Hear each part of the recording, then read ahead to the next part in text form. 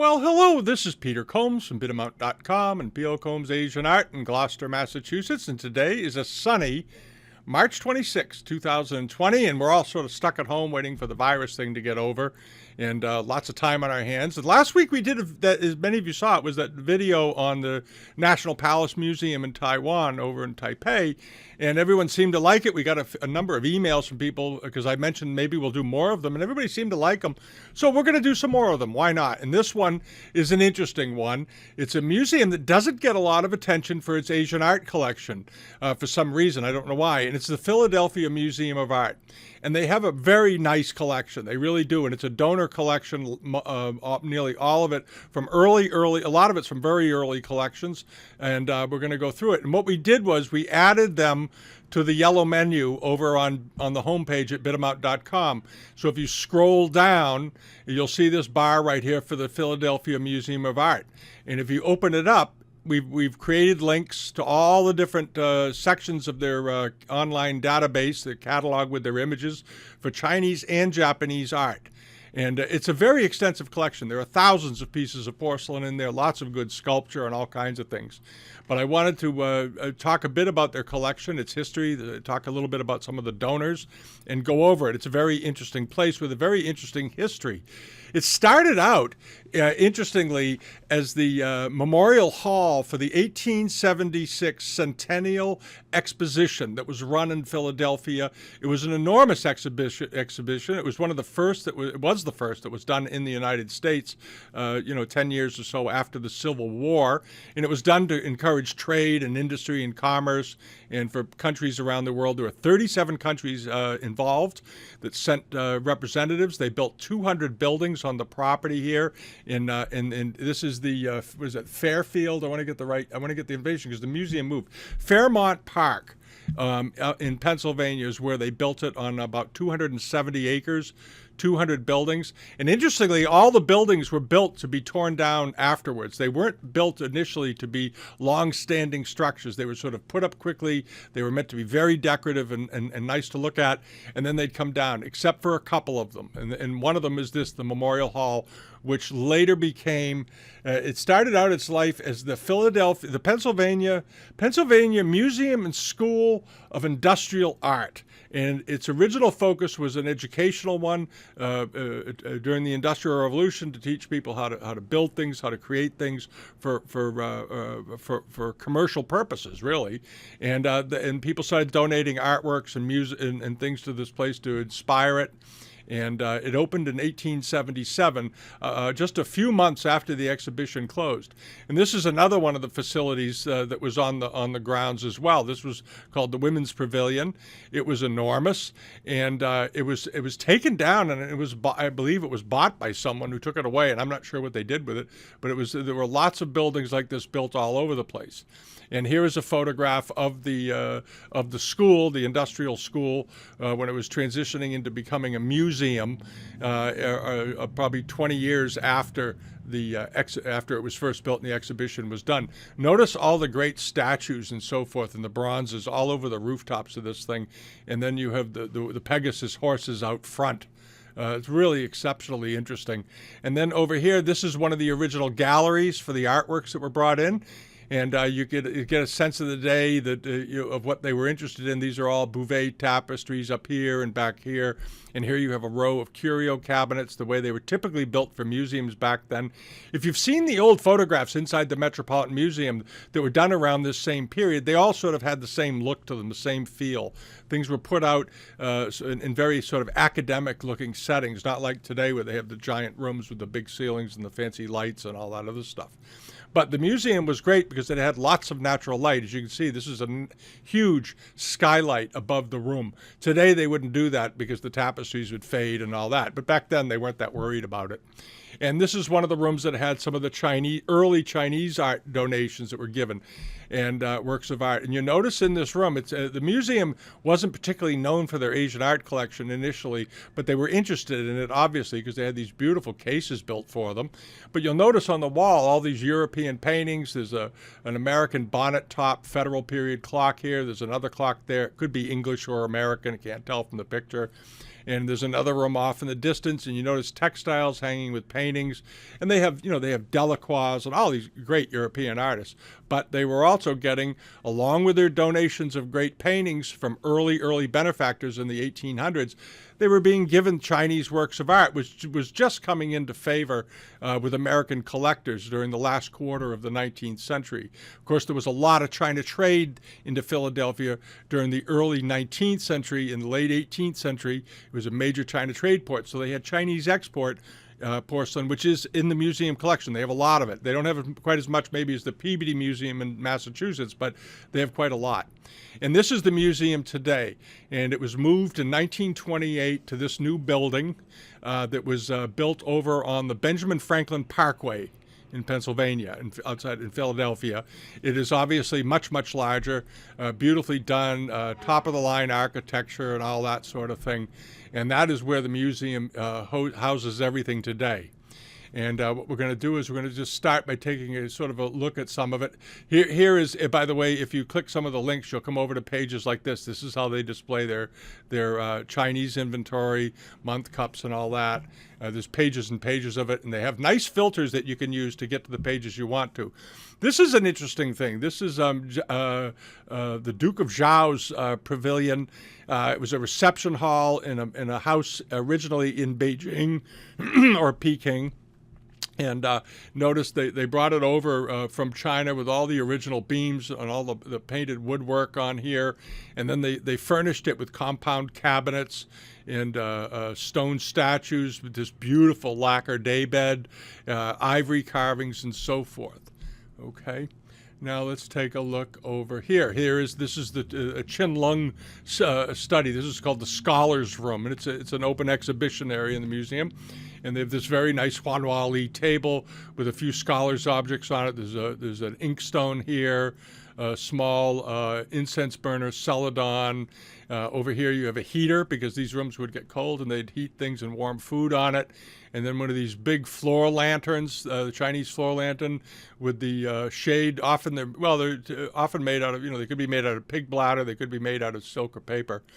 And all that. Now let's move over to the first thing. There's a lot of items, but we're just going to go through some and give you a sense of what's here. And we're going to talk a little bit as we go through them about who some of the benefactors were and what they had collected. And this is an interesting thing also, the dating on this. They have this dated as 18th century, and I'm pretty certain this is a transitional period piece of Blanc de Chien or earlier than they have dated it. But a lot of things in museums end up living forever with the date they're given upon the time that they're accessioned into the museum, even if they find out later that maybe that isn't quite as accurate as it should be. And this is a very nice Dewa or Blanc de Chien wine ewer with a chimera. His mouth, he's clutching the side, and his mouth is serving as the spout. And then the rear legs and the rest, another one here serves as the handle. Just a beautiful piece. It's very, very white, beautiful condition. And then over here to this, the Jiajing period box, nicely done. And if we can get it to blow up, we'll be in good shape. There it is. There we go. There we go. It's bigger. All right. Now, here it is, a typical Jiajing period box. And I love the animals on it. I love the way they did them. I love the way they did these sort of mythical winged elephants and the sort of trotting, very slim elephant over here. And then you have Kirins and Fu lions and other mythical creatures on the box. Beautiful example. And this was donated by Alfred and Margaret Casperi, and they were big benefactors to the museum. They left a lot of things to them about 65 years ago in the 1950s from their own collection. And you'll see their name appearing a lot with the Chinese works of art. They donated other things, but they also donated their Chinese objects. This came from the collection of Mr. and Mrs. Elman Stokes in the 1960s. This is one of their later gifts. It's a beautiful 14th century, mid-14th century, late Yuan, early Ming, Longquan celadon with this dry relief work stamped into it, this beautiful glaze. The glaze on this is really lovely. And if we can get this to get any bigger. There we go. There it is. There's a better look at it.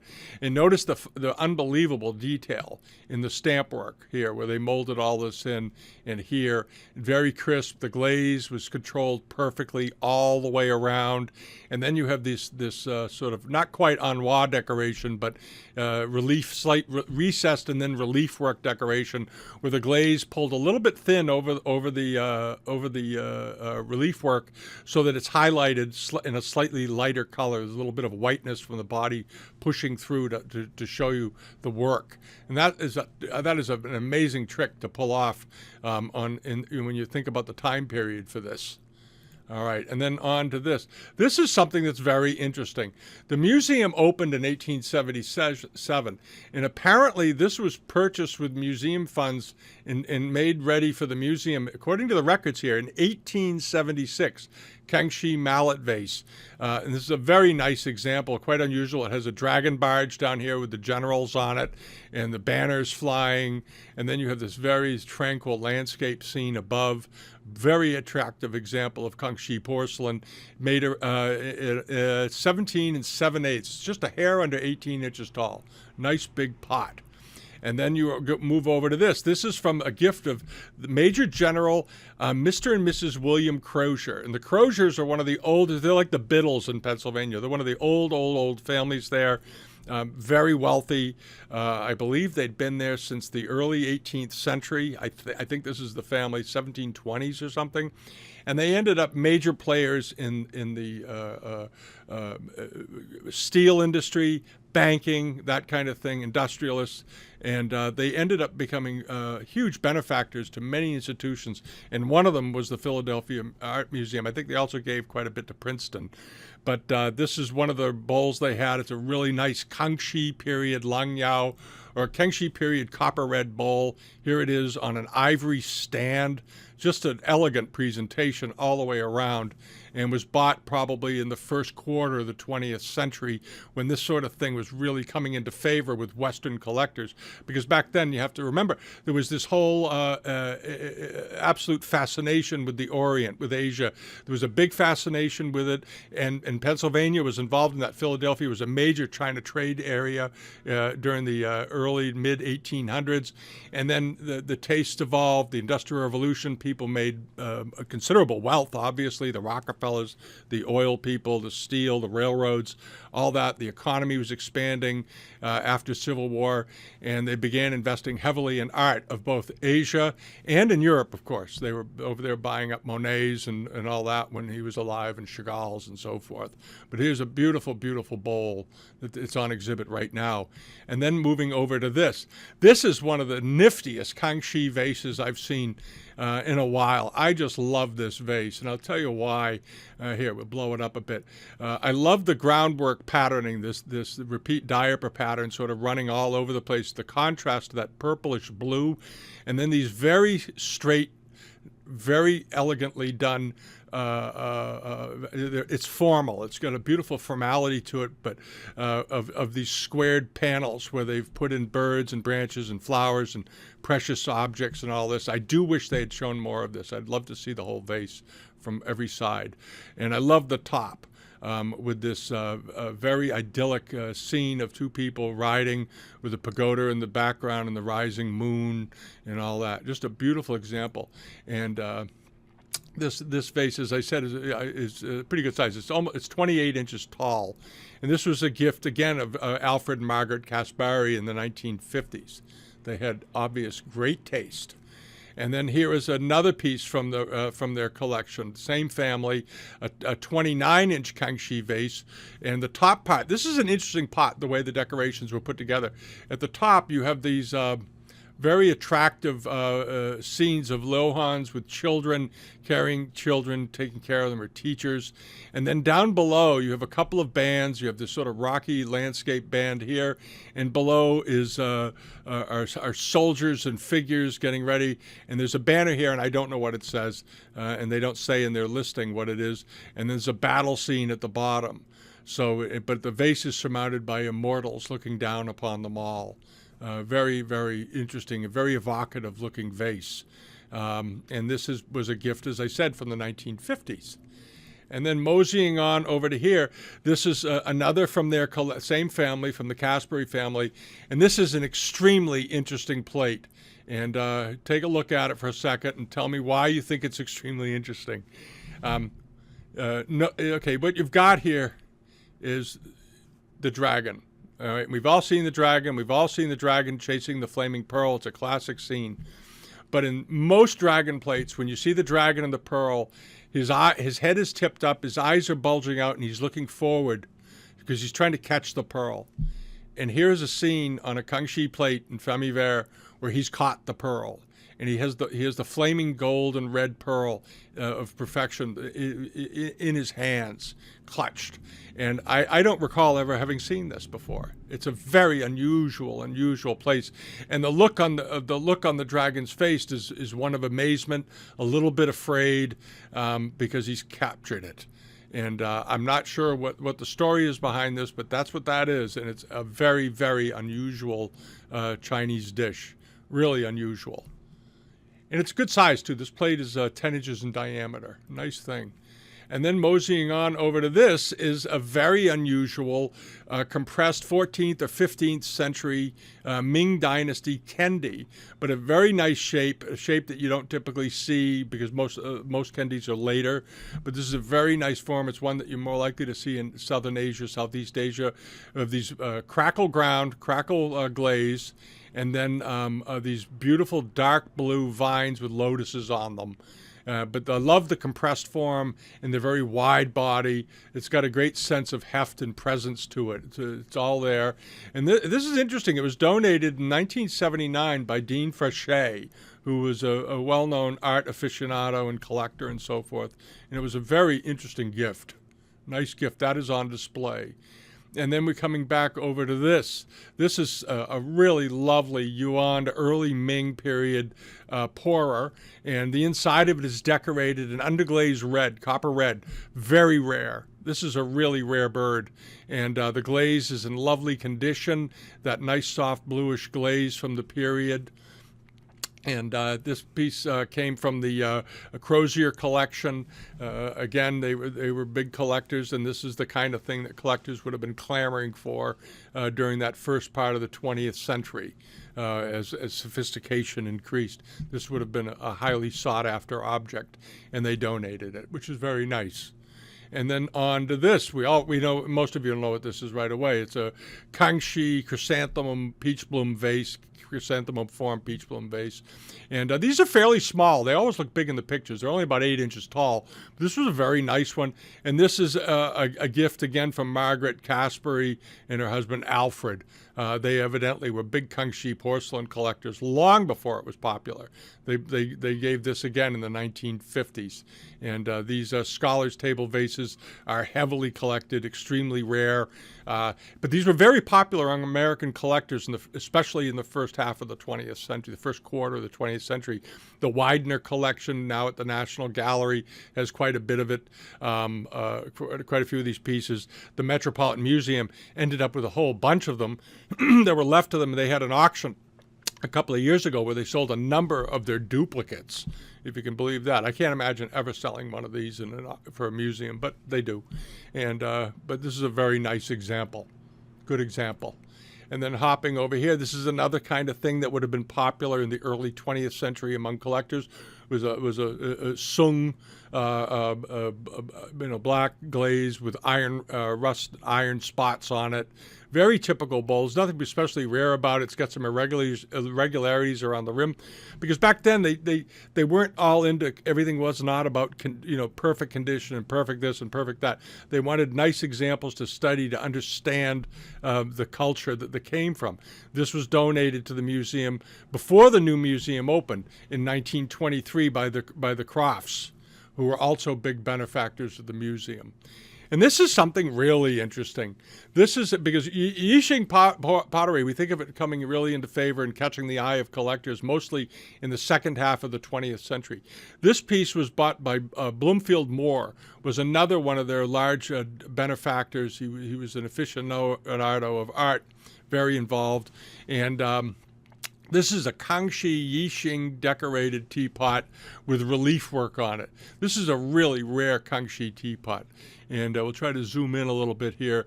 And it has children among vines and brushes and so forth.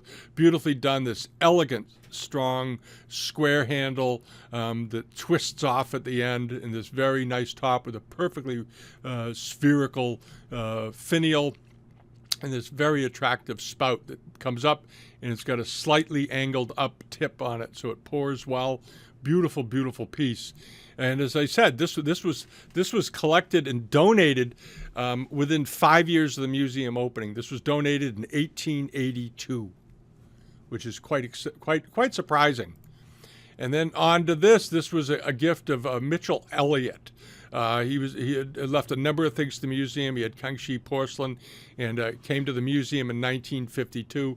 And it is a classic example, of course, of a Kangxi Yen vase, but very nice quality cobalt, beautifully done, very well potted and in lovely condition, but a nice base, nice sweeping body up to the neck, but good deep cobalt, nice deep color. So they had a good eye for things, but this guy did back then. And he bought this probably around in the 1920s.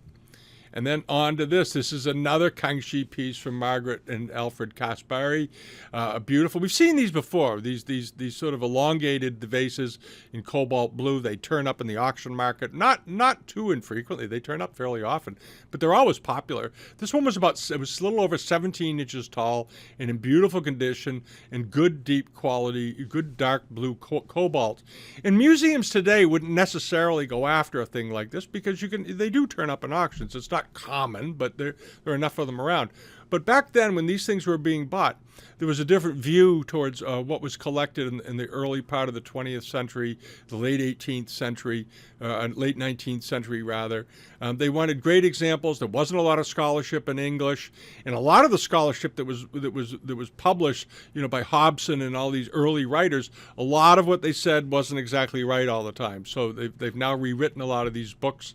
And but this was a nice example and very typical of what collectors would have been looking for in the early days of American collections of domestic Chinese porcelain. There was lots of Chinese export in the United States by then, and this museum has a lot of China trade stuff in it. But I want to show some of the things that you're not so likely to see. This is interesting. This is by Karl Otto Kitzimir von Kinsbach, Kinsbach. And he was a wealthy guy. He was his family were in the tobacco business and quite wealthy. And it gave him the ability to spend most of his life involved with the arts and helping out at museums and doing things. And he bought this, a very, very nice Chinlung Famille Rose floral vase, Mei Ping. Lovely example. Beautiful little butterfly up here on his own. And the shading and decoration of the vase is really quite excellent. There's a good shot of it, and you can really get a sense of that very, very fine work up in here and here. And this is a Marken period piece. They're not showing us the bottom, but you know it is. And this lovely clear yellow, beautifully outlined green leaves, just beautiful piece all the way up. And again, this is not a big example. I suspect I got to check the size, 7 inches tall. These are fairly small, so that's almost life size. It's on the screen in front of you if you're looking at a regular computer. And he donated this in 1969 at the time of his passing. And this was a gift of Mitchell Elliott in 1952, this very nice Qianchen period, 15th century Mei Ping vase. A beautiful example, though. It's not marked, but a lovely scene of the crashing, lapping waves at the bottom. And that's that wave pattern that we see now on late 19th century pieces all the time running around the bottom, and it came from these. And then you have the clouds done the way they were. The clouds, when they painted them, would be done almost like framing mechanisms to focus your eye towards a scene. And here we have a scholar with a young person and an incense burner. They're burning something here. But just a beautiful example, and it's a 12-inch vase, and it is on display, and it was donated in 1952. And then on to this. This is another gift from the Croziers. It's a very nice Kangxi month cup. It's quite a nice one. And Here's a picture of the bottom of it with the accession numbers. If you want to know what accession numbers look like, that's it. If you ever get a piece of pottery or porcelain, it has these numbers on it. It just means that it at one time was in a collection. It could have been a public or private collection. And just so you know, forgers today are adding accession numbers to porcelain. So if you see an accession or a deaccession number on the bottom of something, it doesn't necessarily mean it's old. Because the fakers in Asia have learned that if you put red numbers on the bottom, people think it came out of a museum. This isn't always the case, but in this case, obviously, it is. And this was donated in 1944 to the institution. And here you can get a good shot. They included a nice shot of the foot, Kangxi foot rim. There's a couple of little irregularities over in here, maybe where it got bumped, but still a very, very nice piece. And the back of it, of course, is all inscribed, as all month cups are. All right, now moseying along over to this. This is fabulous. This is a big Hung Wu period pear-shaped vase, Ming Dynasty, second half of the 14th century. Very nice blue and white decoration done with vertical vines and plants growing upward over the body towards the neck. And then you have these bok choy or acanthus leaf upper borders, and the classic Ming lappets, roux head lappets down at the bottom, running around the bottom. And this was purchased with money given to the museum it was purchased in 1952, back in the day when they probably picked this up for $600. All right, and now along over to this. This is another piece of Kangxi porcelain from the Caspary family. Very interesting Chinese Famille Verte export goblet for the these were made to be, generally they were made to be shipped out of the country, and it's a lovely shape, beautiful big body to hold the drink. This thing it's not as big as it looks. It's actually bigger in the picture, about 4 inches tall, but the upper section that holds the liquid is very nice. It's a beautiful wine cup, and made around 1710. And notice this nice translucent glaze down at the bottom in green, and then underdone in either black or very dark blue, and then this nice soft yellow outlined in black scrolling base. Beautiful example. And then on to this. This is one of the rarest pieces of furniture they own, I suspect. It's a Zeton 18th or early 19th century cabinet, and it has these fabulously carved end panels of silk hanging down like a necklace, done in cedar. But the main front panels, with these deep dark panels, this is all Zeton wood apparently. It looks like it. It's certainly got that purple dark color, and just a beautiful big example, and the original hardware, of course. And this is in the scholars room. This is in that scholars area that we looked at earlier. It's in that section of the museum. And I believe they have two of these. I think they came as a pair. They dated 18th or 19th century. I tend to think it's probably 18th century because there wasn't a lot of Zeton left by the 19th century that you could make something this massive. All right, and then they have this. This is obviously 18th century, and it was purchased by Bloomfield Moore's funding in 1940. And this was really looking ahead. This was because back then, Chinlung period lacquer cabinets weren't of all that much interest to a lot of museums. They were looking for older things, rarer things than lacquer cabinets. But this is a heck of a cabinet, and you're not going to see many more of these around. A compound cabinet done in gilt lacquer and of incredible quality. I do wish that you could get a bigger. There's a better picture of it. There it is. And we'll try to zoom in a little bit on that. All right, and just a wonderful example with just dragons all over this thing, and it's most likely an imperial piece of imperial furniture, I suspect. And then on to this, the very nice Yonglou period, possibly Zhendi conical shaped bowl. It is not marked, but a beautiful example, and. It is on exhibit right now. It was bought in the 1980s, right before the boom. But beautiful example. I love the way the branches are done, very delicate, and the shape of this piece, the way this is shaped, thrown out with this wide mouth and narrow base, just perfect.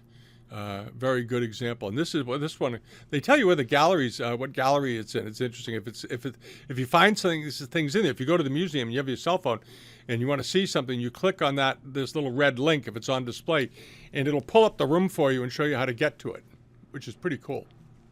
All right, and then on to this. This is interesting because this little cup was donated to the museum in 1904. And this was sort of before a lot of connoisseurship was happening in the United States among collectors. They were buying things that were pretty and beautiful, and they were, very often just sort of taking the dealer or the seller's word on it because there wasn't much written in English about these objects at that time. And somebody had the good sense to buy this. This is really this was bought by the bequest of Miss Cornelia Thompson, 1904. She owned this cup, but look at the quality of the decoration, the outlining, the gentle shading, just an elegant little cup. It's a beautiful, beautiful example, and very white, and it looks to be in great condition. And here it is with its saucer. All right, just a great thing. And it's got the saucer, you notice, has the receiver to hold it, and that's sort of a Ming thing that they did with Ming jades. They would make a Ming stand, put the holder, and so the base would sit into it and it wouldn't slide around and slip off. And that's a nice, complete little set. And it is small. It's 2 inches, 2 inches across. Very, very small, the cup. All right. And moseying on over to this. This is another gift from the Croziers. The Croziers, as I said, were huge benefactors to the museum. And this really lovely 18th century, they dated as Chinlung period or later. There is the mark. Here is the script and calligraphy on it. And I just don't see this as later. I don't know what they mean. It's certainly not a Republic thing. But again, this may have been tagged and dated at the time it entered, and they may have just been wrong on it because a lot of the dating on things are wrong. I was in the Brooklyn Museum years ago, and they had a blue and white transitional ware vase in the same cabinet with they have a huge Delft collection at the Brooklyn Museum, and in the middle of it was a blue and white transitional period vase that they thought was Delft. Because it came in as Delft probably, and they stuck it in there, and it had been in that case for a long time. And it was pretty funny. All right, here's a bequest, a gift from 1935, this very, very nice Chinlung basin. And we've seen this form before. As a matter of fact, a couple of weeks ago, you may remember over on the global member pages, there was a Wan Li example bowl, which was the prototype for this, which is shaped exactly the same, and it had scrolling vines in the middle. I believe it sold for a few $1,000s. But this is a nice Chinlung example. Very, very fine work. Notice how finely done the tips of the willow trees are that are coming back into the scene. Here's the bottom of the willow tree going up, and then you have these very nice leaves or branches rather coming down on the top and bottom, and then you have these floral sprays on each side. The whole composition is extremely well balanced, and this was donated to the museum in the 1930s. And then moseying on over to this. This was a family, Mr. and Mrs. Harry Payne, the Binghams. And the Binghams were another big Philadelphia and New York family. And they donated this fabulous Chinlung basin. You've seen these before. This is a nice one. Beautiful Famille Rose handles, dry bronze coated sort of iron masks on the ends. And they have a pair of these in the museum that were given. But this is a nice one, and these tend to be pretty good size. This is 16 inches tall by 23 inches wide, so it's almost 2 feet wide. These were always fairly good size. They were popular in America because Americans like to put plants in them, which is not what they were meant for. And on to this, the flambe glazed Chinlung piece. This was a bequest of Edward S. Clark. The Clarks were several members of the Clark family. They were very big Chinese porcelain and art collectors. But this is a beautiful example of a flambe glazed 18th century water pot. This is fairly small. It's only a few inches tall. But the quality of the glaze, the color, the glossiness, and the perfect, form, the shape of this is just absolutely perfect. Nice, and you can see by the mouth that the body is fairly thin. This is a fairly thinly thrown piece. And absolutely a lovely example. And it is a mark and period piece. There's the Chinlung mark. It is stamped into the bottom. The bottom is unglazed, which is not unusual on monochromes. Often they're unglazed. So that's a very, very nice example. Take one last look at it. But notice the sort of fur texture of the flambe, just beautifully done. And then moseying on over to this. This is something interesting. This was donated to the museum in 1882. And today, a museum, if you gave it to it, they'd accept it as a gift, but they'd probably send it to an auction somewhere because it's a fairly common type of domestic late Ming, 1 Li period wine pot. These turn up in auctions all the time. Rob Moore had an auction recently, and he had actually a nicer one than this one.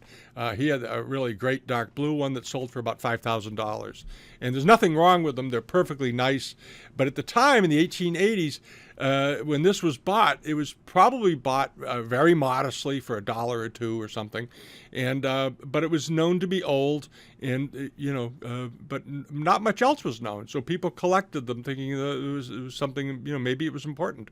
And as I said, this was donated to the museum 5 years after it opened, a Ming wine pot. And then moseying on over to this was another gift of the Croziers. The Croziers had a huge Chinese porcelain collection. They had a huge collection of everything. They were multi-generational collectors and benefactors to institutions. This particular fellow was a major general, but before him was his father and his uncles and his and they were all heavily involved in the arts, they were industrialists. They had become fantastically wealthy and carried on for a long time. So you have this very nice ghee-ware pot. They dated this. They're having a hard time dating this, obviously. They dated it from 1368 to 1644, which basically it's Ming, but they don't know any more than that. And they don't show much more than this, so it's hard to say. I would say it's probably later Ming, but that's just without seeing more of it. And here's a picture of the bottom with an inscription of the Chinlung Emperor on it. And this was probably bought, around 1920 or something, when things were first coming out of China in large numbers. And a beautiful example, about 6 inches in diameter. All right, and then on to this. This is a very interesting thing to have been bought. This was a Marken period Chinlung lime green, offering or altar pot. Beautiful done, Famille rose. Here's the signature. Right here, okay, or not the signature, but the rain mark. And notice this nice, very strong lime green, beautiful shading and all the enamels. Very nice composition, the proportions to the handles, to the body width to the other handle, and then down to the ground. It's all very symmetrical. It works really, really well. But what was interesting was that this was donated in 1882. And there were not a lot of American collectors looking for or knew anything about Marken period porcelain at that time. Some did, obviously. There were a few dealers around that knew about it, but this was a pretty rare bird to be buying at that time. But keep in mind, in 1882, this wasn't that old. Okay, Chinlung period had only ended about 90 years earlier, but still very interesting. And then on to this. And this is not on display, and I have no idea why. It's an absolutely great Jiaqing period double-gourd revolving vase. We had looked at the revolving vase in the National Palace Museum last week. Here is another one. Very, very elegant. And this is a rather large one. This thing is 14 inches tall. This is a beast for a revolving vase. But beautiful dark red ground, a lovely soft yellow, nicely done splayed foot. And it was donated by the Croziers again. They had an impeccable eye. The more you see of the things the Croziers owned, you really begin to appreciate how good they were at collecting. But this was a very nice example. And as I said, most of these revolving pots were not terribly big. This one is enormous. It's 14 inches. There it is. There's about a shot of it. And you can see the intersection. You notice how they did the cutout in the shape of double gourds and then sort of a modified double gourd down at the bottom. And you have an inner wall with a second inner wall. Very unusual. And when you turn at this section or this section, either way, you turn this, I think this turns the bottom half. You turn this, it turns the upper half, I suspect is how it works. They don't say in the description, unfortunately. But what a thing to see. And it was bought, long before these were, the great rarities they are today. This was probably bought in the 1920s as well. And then on to this. This is the kind of thing I just love. And this was another thing from the Crozier family, is this very, very lovely Guan-type 18th century vase, not marked, but very lovely, thick glaze on it, very rustic, very earthy, some crackles in the body and so forth, some minor imperfections. This is not an extremely rare and valuable vase, but it's beautifully done, and it has a great character to it, I think. All right, and that's what that's what I look for anyway. And then on to this. This is a Chinlung vase. I don't know if this is a ruby back or not. A lot of plates in this pattern are ruby backs. This is a fairly small one. It's only 4 inches in diameter. And it was donated by the Platts, who are another family of big collectors, art collectors, and benefactors, in 1909. And they donated, I think, 2 or 3 of these. They must have bought a little set of them.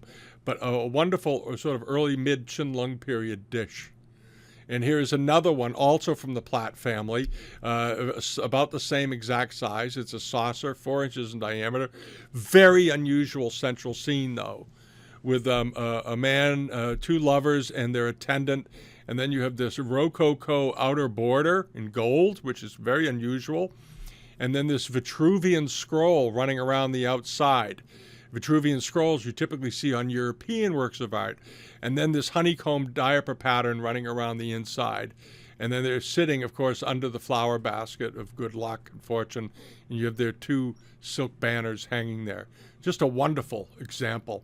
And bought and donated by 1909. Early collectors with a good eye. It's always a good thing.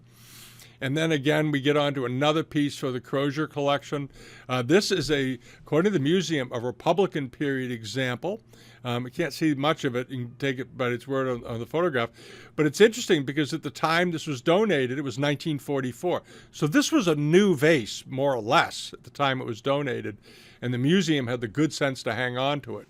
Because it's based on you see Chinlung examples that were done like this and so forth, and some before that. But here's a Republican revival piece. And apparently it's dated Republican. It may be at the time he donated. He said, I just bought this, but I thought you might like it. And then on to this. This is one I think they got the date wrong. It was a donation from Alfred Dwayne Pell in 1904. And this sure looks like a late Ming piece to me. They have it dated Qinlung period. And I don't think it is. I think it's an honest oversight just because it's been there for so long, with this big square porcelain handle and this beautifully reticulated honeycomb body. You see these with cups more often than on these teapots, but they did do them in teapots. They're around. And it's 6 by 5 inches so, something like that. But just a very, very nice example. And someday they'll get around to adjusting the date on that, I suppose. And this is another one of the things I saw that I really, really liked. This is an 18th century dry iron glazed monochrome. And this was when, in the 18th century, they did a lot of experimenting with glazes, and they tried to create matte glazes. They were trying to emulate bronze in this, obviously. And they were trying to make this look like a big bronze vase. And they were pretty successful, because across the room, you'd think that was made of bronze. It's not. It's made of porcelain and then given a very dry finish. But just elegant, wonderful thing. And at the time they bought this, it was either worth a fortune, which I don't think it probably was, or it was just something you could just buy. And this was donated to the museum in 1882, very early on in the museum's history. In the first few years, it's about 10 inches tall and just a lovely, lovely piece of porcelain. Just a great example, very earthy. And then move on over to here. This is a piece by Otto Ketzmark von Kinsbach. He donated this. He was a well-known man of German descent, educated here. I think he went to Harvard, and was very involved with the arts. He was the heir to a large tobacco fortune, European tobacco fortune, as I recall. And he collected monochromes. A number of his monochromes are in the museum. And he had very, very good ones. This is a Chinlung mark and period example. There's the rain mark as it appears on the bottom. I do wish they'd show the entire foot, though, when they took these photographs of the rain marks, just to give so you can see the texture of the bottom of these things. But at any rate, that's it. And but a really beautiful example. The glaze on this is absolutely sublime. There's no mistakes, completely even, right to the top, nice and white, just the way you want to see it. And the pear shape, the body is very robust, beautifully done. And then over here, one of the nicest robin's egg blue pots I've seen in a while. And this, again, from the Bloomfield Moore collection, 1899. Not a marked example, but beautifully done. Great texture in the glaze. See if we can get this to blow up maybe a little bigger. We'll have that. We'll pull that in, and you can see this. It looks like, you know, running water, running droplets going down the body. And again, a nice, smooth, even pear-shaped body. Beautiful example. And then onto this. This was the fashion of the time. This is a very nice Chinlung period celadon with some, looks like white slip and underglazed blue, and then later Ormolu Mounts, probably 19th century Ormolu. Lots of porcelains were done that way. If you want to know more about them, there's a book in the reference section on Bidamount on Ormolu mounted porcelains. I think there's actually a couple of them in right now. You can learn about how they did these French mounts, which was very much the fashion. And of course, at this time, this was donated in 1939, so it was probably bought, you know, in the early part of the 20th century. What was popular in France, popular in England for style wiles, for furnishings, spread here very, very quickly among wealthy people. And this was donated by Eleanor Elkins Rice, and the Rice family were pretty wealthy, so were the Elkins. So marry the two together, and you end up with a nice big pot to go buy antiques with. Good. We like those people. And then this is another gift of the Croziers. This very, very lovely, probably Young Chen period, possibly Chinlung, crackle glazed, soft blue, sort of a, you know, lug handle, almost a May-pink vase. But I love the banding. And then now you have these separate bands of crackle running around it. So you've got a section of crackle banded here, section of crackle banded on the top, another band here, and another band there. It's very unusual. Really great example. This was a pretty good sized vase. It was 11 inches tall, but really lovely example. And then over here is another Republic piece that the Croziers gave to the museum. I think this is really interesting. Is a picture of the mark on the bottom. It's a spurious mark. It's not a Chinlung vase. It's dated early 20th century, probably, you know, a very good, you know, Republic period piece, I'm sure. And this fellow had the eye to buy it. The Croziers had an exceptional eye, and they knew enough to buy this, even though it wasn't old. They bought it based on its quality, and the quality of this was really quite excellent. And then on to this. This is something in the Bloomfield Moore collection. And this is a funny thing. This thing is dated 1882. It was given in 1882. Follow this. They have it down as a Chinlung period vase. All right. Here's the rain mark. It's not a Chinlung rain mark, is it? No, that's a Chai-Ching rain mark. They misread the rain mark, and I know what happened. Probably when they took it in, they saw this last character here and took this to be the Chinlung aspect of because this is not a 6-character rain mark; it's a 4-character, and they misread it. And clearly, this is Chai-Ching right here. So they got it wrong when they took it in 1882, and they've never corrected it. And there it is. It's still in the records. Here is Chinlung period. No harm, no foul. Eventually, they'll get to it.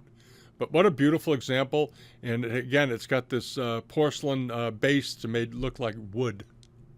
Very unusual. And here we have something. This is interesting. This is a piece that was given in 1986 from the McElhaney collection. And they have it listed as 19th or early 20th century.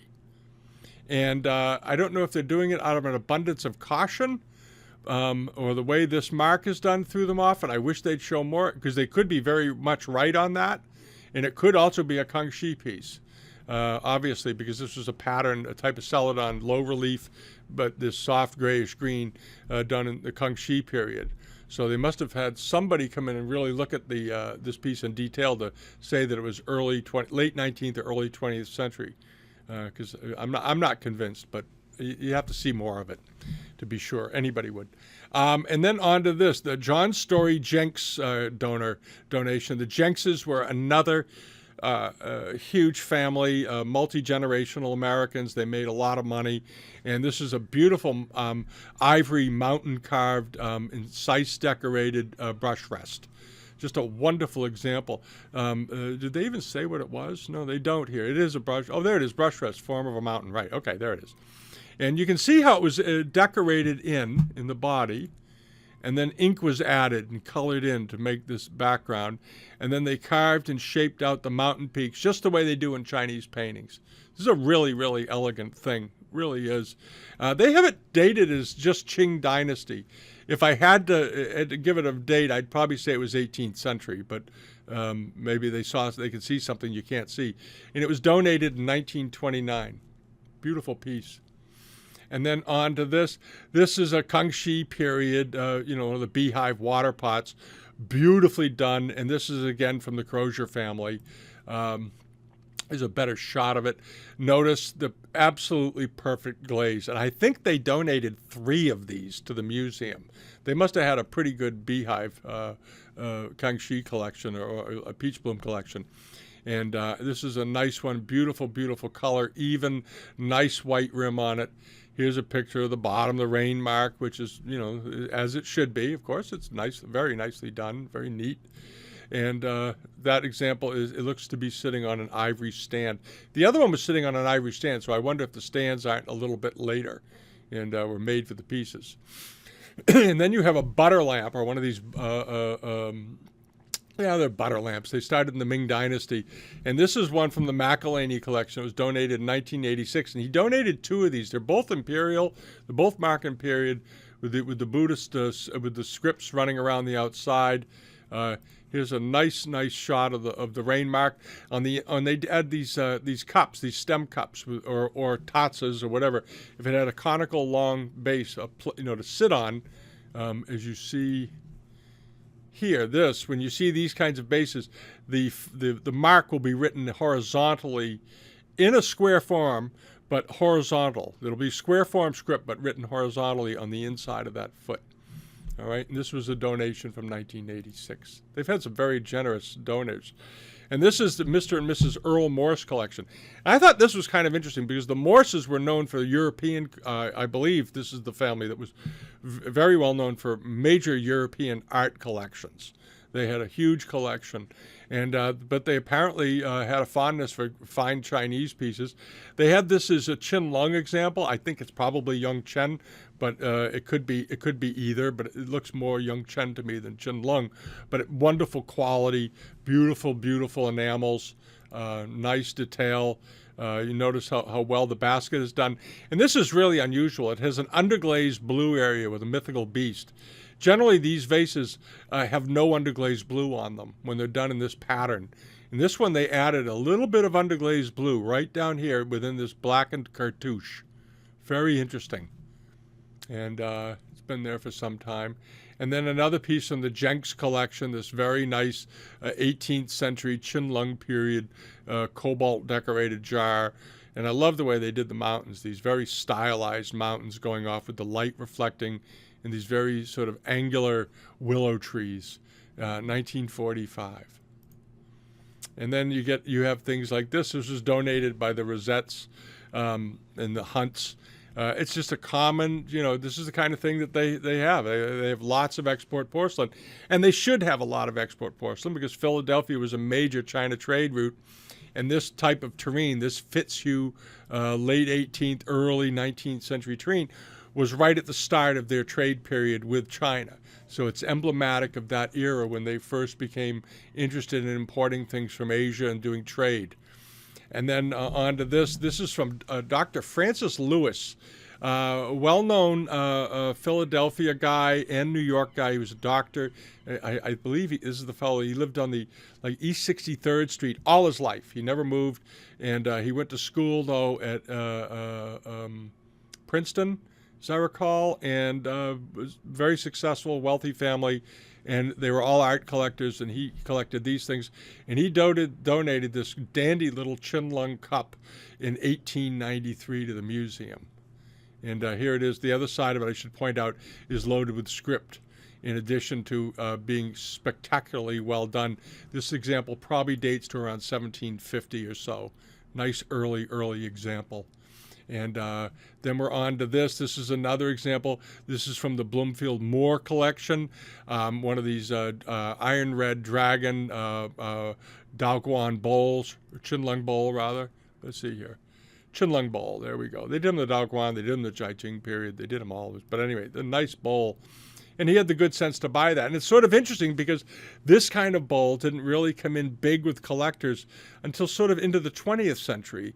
And not a lot of them were here. He owned this, and it was already donated to the museum by 1882, which is very early in the collector period in America for Chinese collectors. And then you have this, another gift from the Crozier family. They gave them a pair of these, and one of them, it was a Buddhist altarpiece, Famille Rose, Chinlung period. He gave them two of these, and I think one of them was either broken when he gave it to them or got broken after they gave it to him, because there's a picture of it in here. And in that one, the broken one, they show a picture of the bottom. Is it still here? No, it's not here. They show a picture of the bottom, which was sort of interesting. Okay. And then we're down just to a few more. You have this lovely 18th century Qinlung Bowl. It was collected by Bloomfield in the 1800s. He donated it in 1882. And what's interesting about this is, of course, is that this is not an it's a lovely bowl. I'm not knocking it. Believe me, I'd love to own this. But nice even glaze, not imperial, not a Marken period piece. There's that sort of generic factory 18th century mark you see on a lot of 18th century porcelains. And people always say, is this Kangxi? Is this Chinlung? What is this? It's 18th century. It's the type of mark that they used. And here's the bowl. Very, very nice. And a museum today wouldn't blink at this. But the fact that it came from a collection in 1882 in the United States, I think, makes it very interesting. So early on. And the same thing with this. This was also in the Moore collection. Marken period Chinlung lime green ground with incised dragon. All right. And I'm sure when he bought this, he thought this bowl and the red bowl we just looked at were probably about the same. He might have even, bought them for the same price. And this one obviously is much, much, much rarer. Marken period. Here's a good shot of the mark on the base. Beautifully done. And there's the bowl. And as I said, it was donated in 1882, just a few years after the museum opened. And this is just some of the stuff that they have in there. It's a very interesting collection for a lot of reasons. And the reason I spent some time talking about accession marks, because accession dates, when things went into museums, are always an interesting indicator to confirm what was popular in a given period. And when you look at certain things, Tang pottery pieces were all the rage at one point in the early 20th century. And early on, they didn't know much about Marken period, imperial. Much of what was written was only written in Chinese. There were very few English-speaking books written in the 1800s, and much of what was in those books written in English was wrong. They made mistakes. They misdated things. They misdescribed things that they thought were Sung, we later found out were Ming, and so forth. So this is sort of an interesting cross-section through time to see what was popular when, and it gives you some sense of what their aesthetics were, what they were interested in visually. So I like doing this. And I hope you enjoyed this. And I hope you're having a good time being stuck at home. And if you haven't joined us yet over at Bidamount.com and you're not using the site, you might want to. The forum, we've noticed lately more and more people are using the forum to upload images and share to find out what things are, which is fine. And the global member pages have been getting some good things, even though we have this coronavirus thing running around. Live auctions and online auctions especially are becoming more and more evident. So it might be a good time to look in there, sign up if you want to. One thing I was going to say is that on the global auction pages, one of the things we're going to be changing is we're going to try and divide the boxes between auctions in the United States and auctions in Europe. So it's all be on the same page, but one will be Europe, one will be America. And we're going to try to figure out a way to do that, because some of you in the U.S. would prefer to ship things within the U.S., which I understand. And those of you in Europe, maybe want to buy something in Europe and not have to ship it from, Seattle, Washington to to Wiesbaden or someplace, or to Italy. So anyway, we're going to be doing that. But in the meantime, if you like this video, give us a thumbs up, leave a comment, sign up for the free newsletter over at Bidamount.com, and take care of yourselves. And we'll be back tomorrow with the regular video. Okay. Have a great day. Bye-bye.